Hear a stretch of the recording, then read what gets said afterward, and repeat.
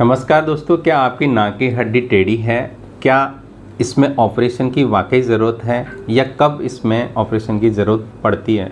मैं हूं doctor Rajveer Basu, consultant ENT and rhinoplasty surgeon, Jaipur दूरबीन हॉस्पिटल। दोस्तों, आगे की इस वीडियो में हम इसके बारे में बात करने वाले हैं।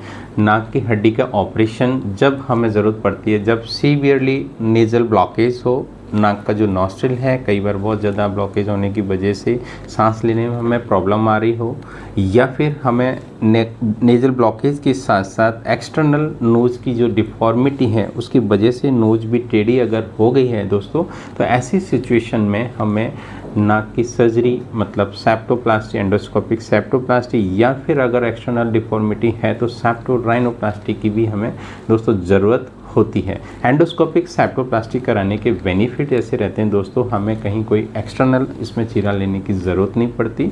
नाक के अंदर से ही इसको कम्प्लीटली सेप्टम को हटा दिया जाता है, उसकी जगह पे सेप्टम को सीधा करके मिड लाइन में उसको शिफ्ट कर दिया जाता है। लगभग 1 महीने के बाद में वो पूरा हीलिंग हो जाती है, तो आराम से नोज़ की जो ब्लॉकेज की जो समस्या है वो हमारी सॉल्व हो जाती है और आराम से सांस ले सकते हैं जब हमें ज़रूरत पड़ती है। या फिर कई बार नाक की डीएनएस की समस्या के साथ साथ नाक में पॉलिप्स होते हैं, या फिर पॉलिप्स के अलावा कई बार हमें साइनोसाइटिस की, रिकरेंट साइनोसाइटिस की प्रॉब्लम डेवलप हो जाती है, तो उसकी वजह से भी दोस्तों हमें साइनस की सर्जरी के साथ में सेप्टोप्लास्टी करने की नीड रहती है दोस्तों। कई बार सीवियरली डेविएटेड नेजल सेप्टम के अलावा कॉडल सेप्टम डिसलोकेशन होता है। कॉडल सेप्टम डिसलोकेशन आइडियली हमारा जो सेप्टम है दोस्तों मिड लाइन में होना चाहिए। कई बार एक साइड में जब ये डेविएटेड हो जाता है तो एक तरफ का जो नॉस्ट्रिल का जो साइज है दूसरे साइज के कंपैरिजन में छोटा हो जाता है, तो जिसकी वजह से ब्लॉकेज की समस्या दोस्तों हमें परमानेंटली एक साइड में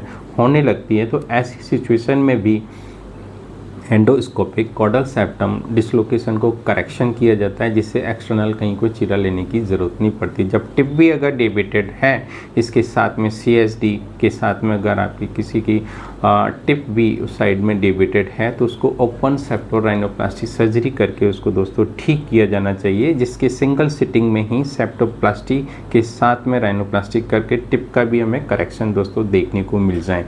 घबराएं नहीं दोस्तों, सबसे पहले डॉक्टर के पास में जाएं और अपना जो एक डायग्नोस्टिक नेजल एंडोस्कोपी टेस्ट करा करके देखें नेजल ब्लॉकेज का एक्चुअल में क्या रीज़न है, और दूसरा CT scan nasal paranasal sinus करा करके हमें देखना चाहिए ये किस वजह से हमें नेजल ब्लॉकेज की प्रॉब्लम हो रही है। कई बार आर्मी के डिफेंस के जो ऐसे पर्सन हैं डीएनएस का बहुत बार इनको पॉइंट भी लग जाता है, तो दोस्तों ये कॉमन पॉइंट एक रिजेक्शन झेलने को पड़ता है। तो दोस्तों जब भी आर्मी के डिफेंस के मेडिकल एग्जामिन कराने से पहले एक बार ईएनटी डॉक्टर के पास में जाएं, कहीं कोई डीएनएस की प्रॉब्लम तो नहीं है। तो इस तरह से हम पॉइंट से पहले अपना एंडोस्कोपिक सेप्टोप्लास्टी करके रिजेक्शन पॉइंट से दोस्तों बच सकते हैं। Thank you.